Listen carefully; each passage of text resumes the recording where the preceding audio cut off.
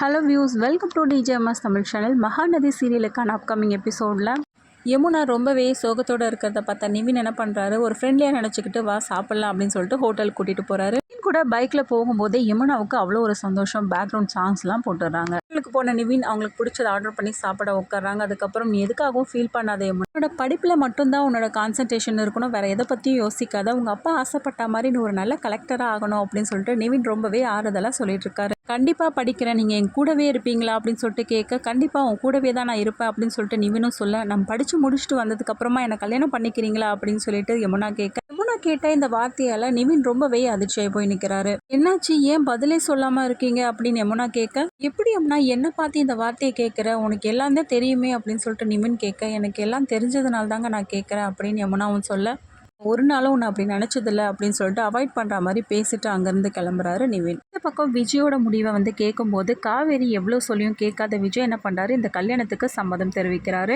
இருந்து காவேரி என்னை விட்டு பிரிஞ்சு போகும்போது கண்டிப்பாக நிவின் அங்கே சிங்கிளாக இருந்தால் மட்டும்தான் காவேரியை கல்யாணம் பண்ணிக்க முடியும் அப்படின்னு யோசிச்ச விஜய் இந்த முடிவை எடுக்கிறாரு. நீங்கள் இந்த கல்யாணத்துக்கு நீங்கள் சம்மந்தம் சொல்லிட்டீங்க, நான் இவ்வளோ சொல்லியும் நீங்கள் கேட்கலையே, ஏன் எப்படி அப்படின்னு சொல்லிட்டு கேட்க, இங்கே பாரு காவேரி, இதுக்கும் எனக்கும் சம்மந்தம் கிடையாது, பையனுக்கு பிடிச்சிருக்கு, அதனால அவங்க அப்பா அம்மா முடிவு பண்ணுறாங்க, இதில் நான் என்ன பண்ண முடியும் அப்படின்னு சொல்லிட்டு விஜய் சொல்லிட்டு கிளம்ப, காவேரி ரொம்பவே யோசனையில் இருக்காங்க. தாத்தா கிட்டேயும் இதை பற்றி பேசுகிறாங்க, தாத்தாவாலையும் எதுவும் பண்ண முடியல. இந்த விஷயத்தை தெரிஞ்சுக்கிட்ட சாரதாவும் ரொம்பவே அதிர்ச்சியாக போகிறாங்க. எதுக்காகடி இப்படி ஒரு முடிவு எடுத்திருக்காங்க உங்கள் வீட்டில் உள்ளவங்க அப்படின்னு சொல்லிட்டு கேட்டு, இதன் மூலயமா குமரன் கங்கா இவங்க 2 பேருக்கும் இந்த விஷயம் தெரிய வருது. குமரன் அதுக்கப்புறம் நிவினை பார்த்து பேசுகிறாரு. நிவினுக்கும் இந்த விஷயம் தெரிய வந்து, என்ன சொல்கிறீங்கன்னா என்னால் நம்பவே முடியலையே அப்படின்னு சொல்லிட்டு சொல்ல ஆரம்பிக்கிறாரு. கண்டிப்பாக ஏதோ ஒரு உள்நோக்கத்தோட தான் அவள் அந்த பையனை கல்யாணம் பண்ணிக்கணும் முடிவெடுத்திருக்கா. இந்த ராகினி கண்டிப்பாக அங்கே போயிருந்தா காவேரியோட வாழ்க்கை என்ன ஆகும், நிம்மதியாகவே இருக்க முடியாது அவளால் அப்படின்னு சொல்லிட்டு குமரன் சொல்லி புலம்புறதை பார்த்த நிவின், அதெல்லாம் கொஞ்ச நாளைக்கு தானா அப்படின்னு சொல்லிட்டு சொல்கிறாங்க. நீ என்ன சொல்ல வர அப்படின்னு சொல்லிட்டு கேட்க, ஓகே நான் நீங்கள் எதை பற்றியும் யோசிக்காதீங்க, அதெல்லாம் சீக்கிரமாகவே சரியாயிடும் அப்படின்னு சொல்லிட்டு குமரனுக்கு ஆறுதல் சொல்கிறாரு நிவின். அதுக்கப்புறம் ராகினி அஜய் இவங்க 2 பேருக்கான நிச்சயதார்த்த ஏற்பாடுகள்லாம் நடைபெறுது. இடத்துல காவிரியை பார்த்த ராகினி, நான் இங்கே வருவேன்னு சொல்லிட்டு நீ எதிர்பார்த்துருக்க மாட்டல்ல